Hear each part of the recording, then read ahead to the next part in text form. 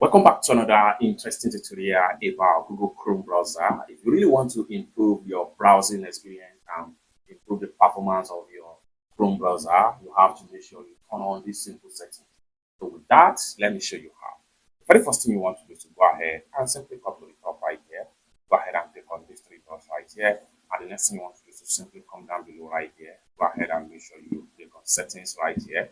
And then on getting to settings, what you want right here under the performance tab. For you to improve your performance and your browsing experience, always make sure that this particular tab is active right here. Go ahead and turn it on. Once you turn this on, get notification that just suggests way to improve the performance.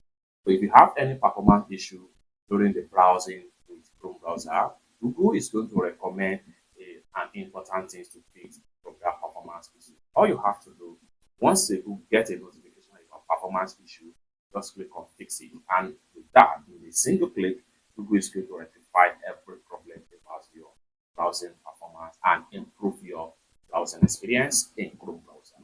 It's that simple.